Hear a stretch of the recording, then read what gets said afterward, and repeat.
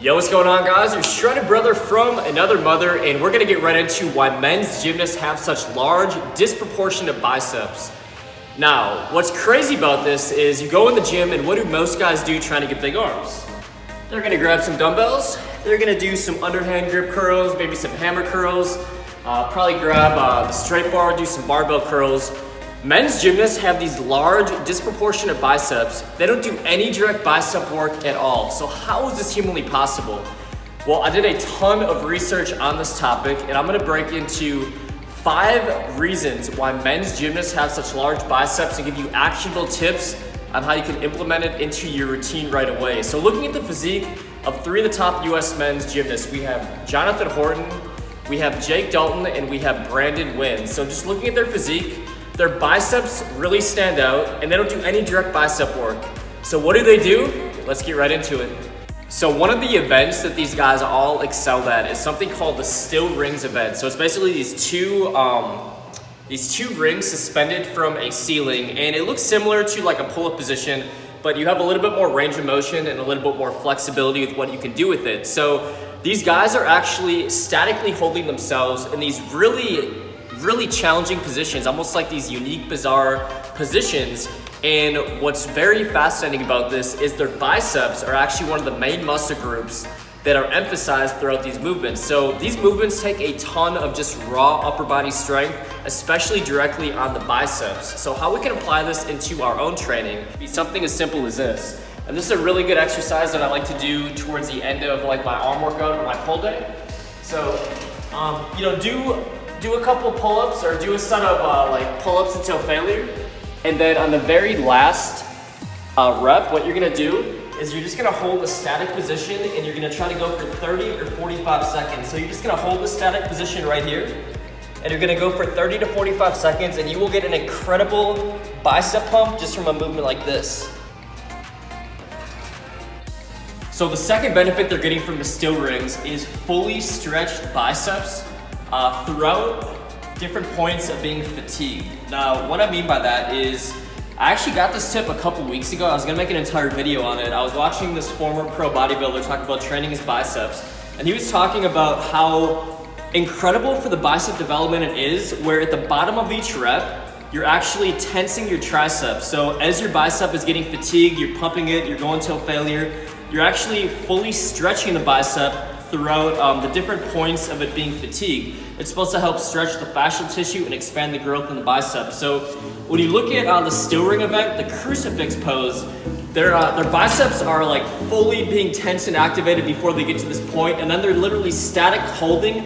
Their bicep is fully stretched and they're just holding that position. Like even right now, holding this position right here after doing a few sets of this, just before I feel it right here. So how we can apply this into our own training is on any type of arm movement. So say I'm doing this curl right here. At the very bottom, I'm literally gonna stretch my bicep so hard that I'm tensing my tricep. So how you know you're doing this right, so you're doing your rep, you're coming down here and you're fully stretching, tensing your tricep. So see the difference? As opposed to doing this, I'm doing this. Stretching the bicep between reps. The third reason they have such big biceps is looking at the study from Flex Online. There is a big exercise science study on the best bicep exercises for mean activation and peak activation. Now, they concluded that the best exercise in the world for bicep peak activation, like the maximum bicep contraction, was the chin-up. Now, throughout the different gymnastics movements, what are they doing? A ton of pulling exercises, a ton of underhand grip pulling exercises. What is a chin-up? The chin-up is an underhand grip. So number one, that's an underhand grip pulling exercise. Now the number one bicep exercise for mean activation, so just the total amount of activation throughout the full range of motion, was the wide grip pull-up, the wide grip parallel grip pull-up. So I can't actually do it on this bar because we only have this grip. So it's basically wide grip with your hands facing each other. Those are the top 2 bicep exercises in the world. They're doing these type of exercises almost every single day, getting really strong on these, activating their biceps each and every single day. Reason number 4 is nuclei overload. Now I know I'm one of the most well-known people that's touched on nuclei overload because I think it's only myself and Team 3D Alpha who has really spoken about nuclei overload in depth.